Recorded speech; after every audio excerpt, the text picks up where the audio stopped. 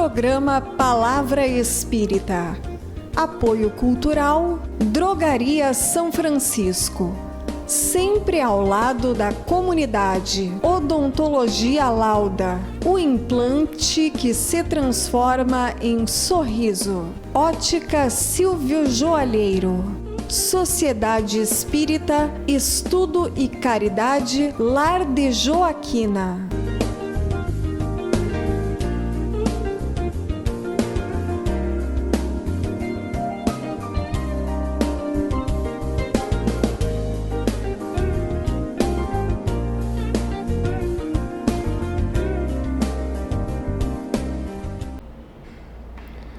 Estamos iniciando pela TV Santa Maria, canal 19 da NET, mais um programa Palavra Espírita, agradecendo aos nossos apoiadores culturais, Drogaria São Francisco, Ótica Silvio Joalheiro, Sociedade Espírita Estudo e Caridade Lar de Joaquina e o Odontologia Lauda.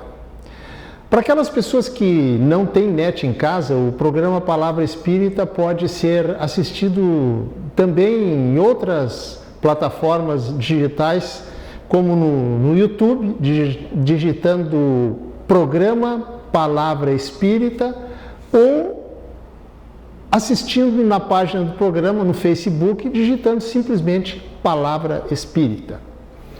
E no final, se você gostou desse comentário, compartilhe com seus amigos. Então vamos lá. Você que está me assistindo agora, e que é fisicamente perfeito, alguma vez já se olhou no espelho? Claro que, sem dúvida que sim. E, aliás, mais do que isso, já se olhou incontáveis vezes. E agora uma pergunta para você. Você que possui alguma deficiência física, também já se olhou? E a resposta é simples, claro que sim, certamente.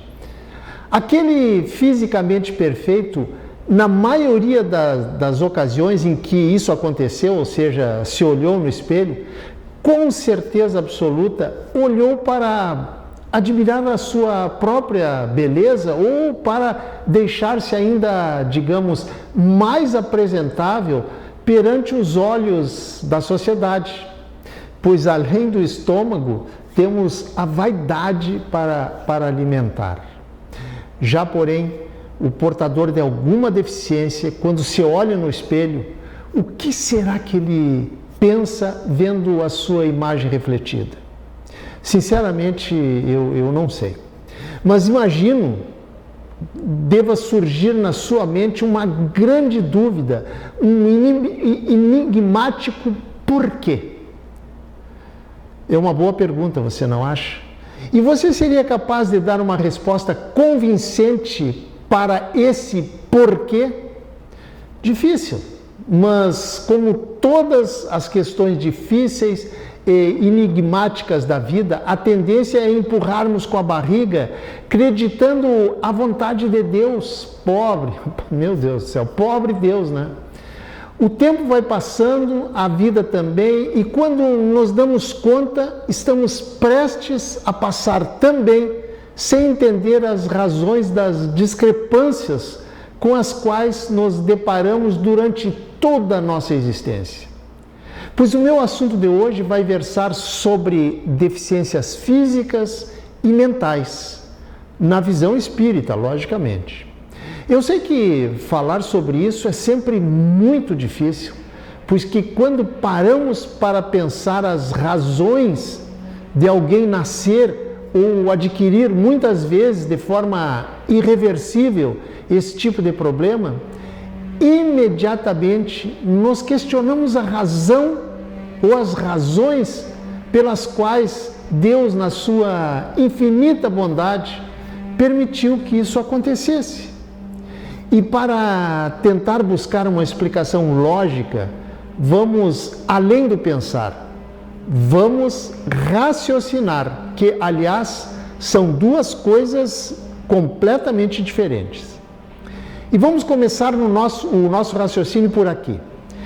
Se Deus é infinito em bondade, misericórdia, justiça, amor e em todas as virtudes, como explicar as razões para que muitos de seus filhos já nasçam portadores de problemas, muitas vezes irreversíveis, ao passo que outros cheguem neste mundo e passem por ele dotados de um corpo perfeito e saúde plena?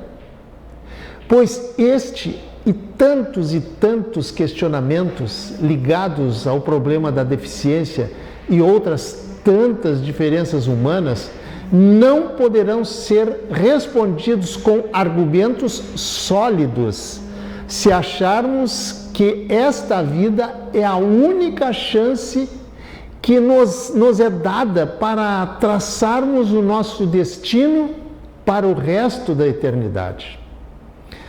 Pois, para o Espiritismo, a vida material é apenas uma etapa da existência do espírito imortal. É por isso que quem não aceita a multiplicidade das existências não consegue entender e muito menos explicar de forma racional as disparidades e contrastes da vida. As dificuldades e problemas não são por castigo de Deus, ou acontecem por distração de Deus, ou porque ele estava em férias ou em licença-prêmio.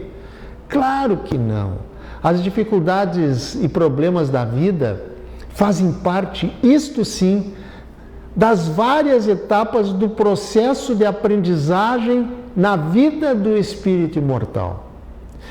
Os obstáculos da vida nunca foram, não são e nunca serão castigos impostos por algum ou por outro motivo. Se Deus é infinitamente justo em todas as virtudes, e o é, acredito que a respeito disso ninguém tem dúvida, também Deus é infinito na criação das suas obras, senão não seria perfeito e, portanto, não seria Deus. Você não concorda? Pois bem, se Ele é tudo isso e o é, então deve haver alguma razão que desconhecemos, mas que existe, para que alguns de nossos companheiros de jornada terrena aportem, cheguem a este mundo possuidores de algumas diferenças tanto no aspecto físico como mental. E as razões para isso nos levam inexoravelmente para uma única explicação. Mas não uma explicação baseada em crenças, muitas delas desprovidas de lógica e total racionalidade. Mas a única que se baseia nesses dois pilares, lógica e racionalidade, que é a tese da multiplicidade das existências, ou seja, aquilo que se convencionou chamar de reencarnação. Você até pode não aceitar a reencarnação, aliás, é um direito seu. Só não vale, porém, tentar explicar essas aparentes distrações divinas com o argumento de que são desígnios de Deus e os desígnios de Deus são impenetráveis. Porque este é o clássico argumento de quem não tem argumento. Então vamos voltar à pergunta. Por que uns nascem sadios e outros já nascem com alguma deficiência? Em primeiro lugar, é condição primeira que entendamos os fundamentos, os mecanismos e as finalidades das existências terrenas, ou seja, os motivos pelos quais estamos aqui. E em entendendo isso, nós entenderemos o verdadeiro sentido da vida. Entenderemos que por alguma razão concreta veio para junto de nós um espírito encarnado em um corpo condicionado a certas limitações físicas e ou neurológicas, reversíveis umas e irreversíveis outras, e que nos compete aceitar para enfrentarmos juntos com Ele as dificuldades decorrentes desta vida. É certo que um filho que nos chega com deficiências físicas ou neurológicas vem com uma mensagem de sofrimento para si mesmo e para os pais também. Eu sei que fica difícil convencer pessoas que não aceitam a multiplicidade das existências a aceitarem que situações como essas em um filho ou em uma filha que muito amamos não são castigo de Deus, e sim remédios que a lei divina está ministrando para que aprendamos com eles, com esses remédios. Na justiça de Deus para conosco, não existe margem para injustiças e nem para enganos, pois que nada ocorre por acaso. Não somos encaminhados para a existência terrena programados para o suicídio, para o assassinato, para o crime, para o vício, enfim, para o envolvimento com o mal. Claro que não. Viemos aqui para aprender e, em aprendendo, progredir na escala evolutiva enquanto os imortais que somos todos nós. Porém, dentro desse aprendizado, tal qual alunos das escolas da Terra, nos deparamos muitas vezes com situações que, com a nossa percepção tacanha, pequena, medíocre dos olhos da carne, julgamos castigo divino, quando que, na verdade, são resultantes de prováveis equívocos anteriores que nós próprios criamos em outras vidas do Espírito e que desaguam agora, no presente, dentro da lei de causa e efeito, também conhecida como lei de ação e reação. O reflexo dos atos praticados no passado ocorre no presente, através de duas vertentes. Uma no corpo físico e a outra no campo mental.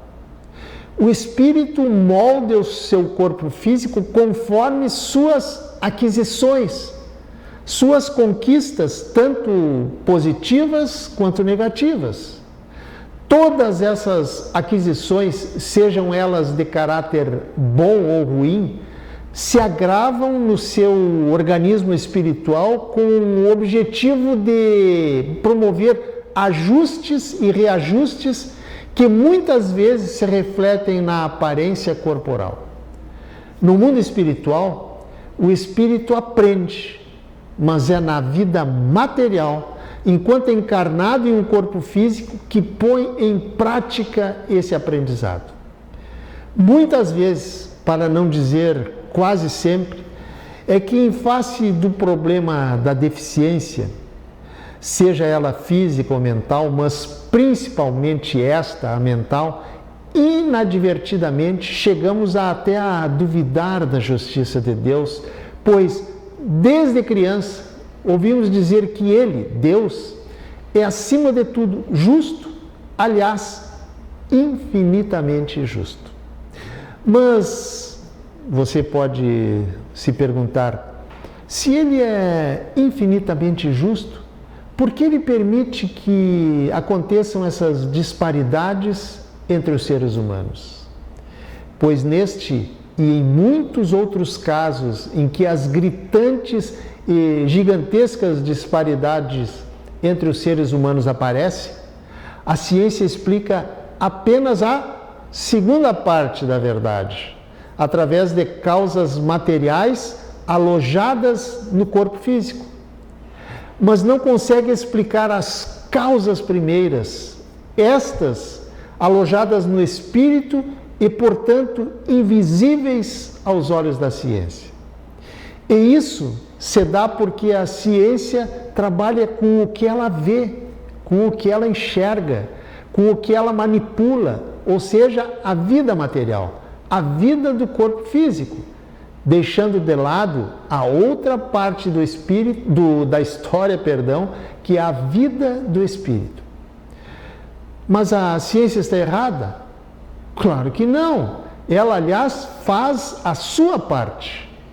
Quem deveria interessar-se e procurar em conhecer melhor essa segunda parte, ou seja, a vida do espírito, seriam as religiões, que deveriam conscientizar seus seguidores, seus fiéis, de que nada é casual, isto é, nada é por acaso, e sim tudo é causal, ou seja, tudo tem uma causa. Mas, infelizmente, elas não o fazem e nem mesmo incentivam os seus seguidores sequer a pensar, quanto mais a raciocinarem sobre o tema. E em não fazendo nenhuma coisa e nem outra, deixam seus seguidores sem entender um dos grandes, entre aspas, mistérios da vida, que são as diferenças humanas. Quantas e quantas vezes, sem explicação, e de repente, uma criança de aspecto saudável manifesta uma anomalia. Por exemplo, uma surdez, um autismo, uma paralisia cerebral, enfim, qualquer outra doença das tantas que o ser humano está sujeito a adquirir. Seria acaso? Seria erro médico? Distração de Deus? Castigo divino? Claro que não. Aliás, 1000 vezes não. Uma criança, apesar da sua aparência e do seu aspecto infantil, é um espírito de idade milenar, que traz uma bagagem de erros e acertos, pretéritos, vivenciados em muitos outros corpos, em muitas outras vidas passadas. Portanto, todos os grandes acontecimentos que impactam nossa vida presente fundamentam-se no nosso passado. Tudo tem uma causa, tudo tem um porquê. Todos somos seres em processo de aprendizagem e resgate. Viemos aqui, encarnamos aqui, vivemos aqui neste mundo de diferenças gigantescas, exatamente para aprender e reparar erros, pois somos espíritos milenares em processo constante de aprendizagem em que ajudamos e somos ajudados. Por isso que todo o ser humano que nasce no seio de uma família, independente da sua forma, ou seja, se perfeito ou não, merece todo o nosso respeito, atenção, consideração e amor. Se ele nasceu com alguma diferença física ou mental que difere do que a sociedade considera normal, ele veio daquele jeito e naquela família por um motivo muito, mas muito importante. E nesse processo, a importância dos pais se torna fundamental na medida em que pode estar encarnando naquele corpo, digamos, imperfeito, um espírito muito querido da família que encarnou em processo não só de reajuste perante as leis divinas, mas também em um processo de possível reconciliação com os pais e familiares, pois é através da reencarnação de um novo encontro que juntos, na mesma família, espíritos muitas vezes devedores entre si, poderão desenvolver o amor, o carinho e a paciência, através da ajuda ao deficiente em sua sobrevivência e reabilitação. Eu falei até aqui sobre um aspecto do problema da deficiência, mas existe um outro aspecto na medida em que as deficiências físicas e neurológicas com as quais encarnam alguns espíritos nem sempre são frutos de deslizes no passado, desaguados agora no presente. Absolutamente nem sempre. Elas podem também serem provas de altruísmo, ou seja, um espírito pode pedir para vir com um tipo de deficiência, seja física ou neurológica, com o objetivo de ajudar a outros espíritos ainda endurecidos quanto aos bons sentimentos.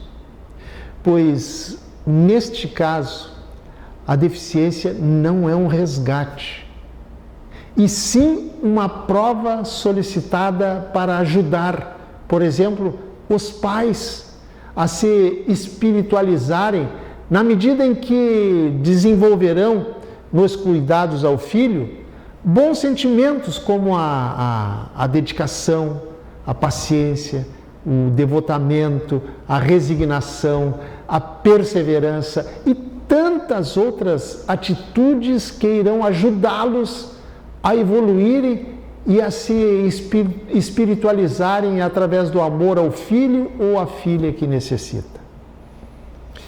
Não esqueçamos que as deficiências, muito mais do que um problema, são, isto sim, uma escola para o deficiente e para os cuidadores, na medida em que um ajuda o outro a evoluírem e concluir com sucesso mais uma etapa no caminho da evolução.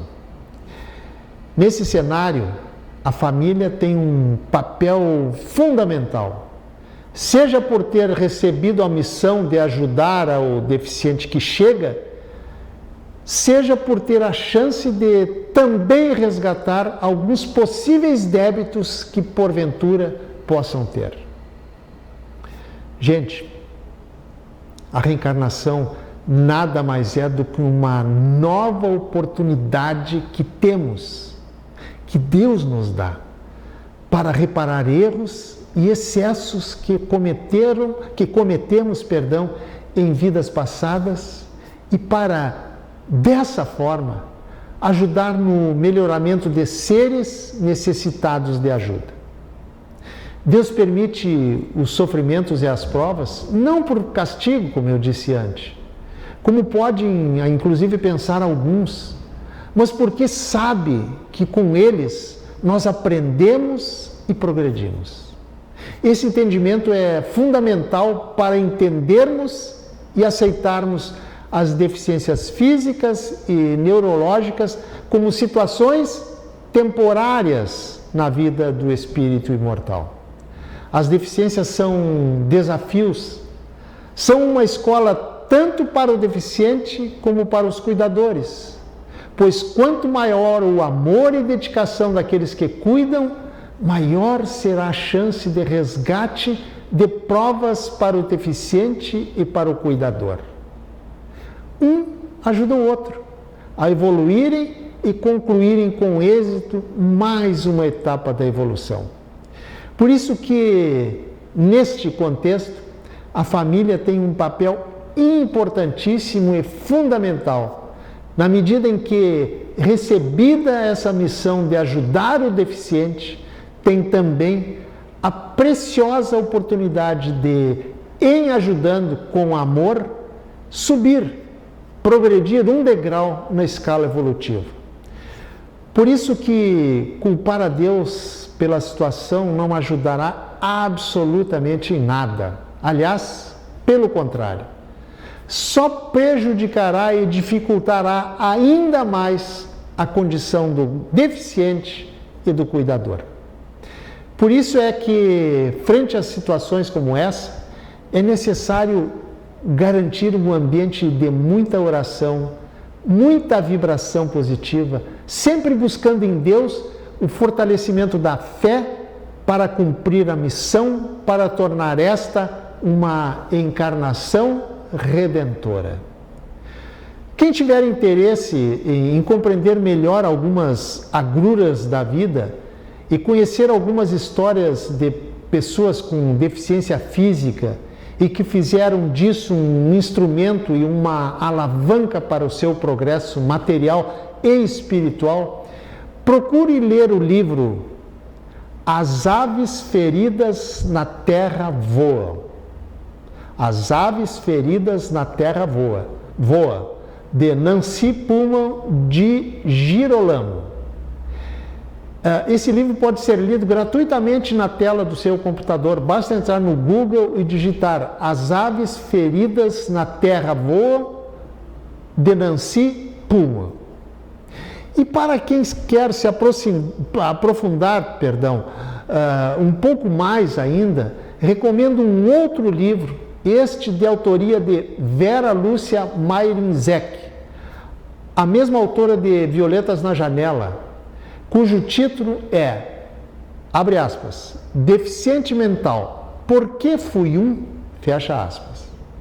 Este livro traz relatos de diversos espíritos que em suas últimas encarnações vieram como portadores de deficiências neurológicas. São histórias narradas por eles mesmos e que, por incrível que possa parecer, muitos possam achar, inclusive, elas mostram as histórias que eles contam, o benefício que trouxe a todos, pais e filhos, perante a eternidade, essa pequena, mas difícil e importante passagem. Esse último, deficiente mental, porque fui um, somente adquirindo através da internet. Para quem se depara hoje com esse tipo de experiência e para aqueles que veem essas pessoas com um verdadeiro problema para os pais e que se revoltam por não entenderem as causas, penso serem essas duas obras leituras obrigatórias pelo ensinamento e pelos esclarecimentos que trazem. E para finalizar, encerro com um pensamento do escritor francês chamado Marcel Proust. Diz ele o seguinte, abre aspas, o segredo da verdadeira viagem de descoberta não reside na busca de novas paisagens, e sim no poder de vê-las com outros olhos. Fecha aspas. Por isso não vejo o problema da deficiência como um castigo. Tente vê-la exatamente como ela precisa ser vista, ou seja, com outros olhos. Pense nisso. Muito obrigado, um abraço e até o nosso próximo encontro. Tchau. Programa Palavra Espírita. Apoio Cultural, Drogaria São Francisco. Sempre ao lado da comunidade. Odontologia Lauda, o implante que se transforma em sorriso. Ótica Silvio Joalheiro. Sociedade Espírita, Estudo e Caridade Lar de Joaquina.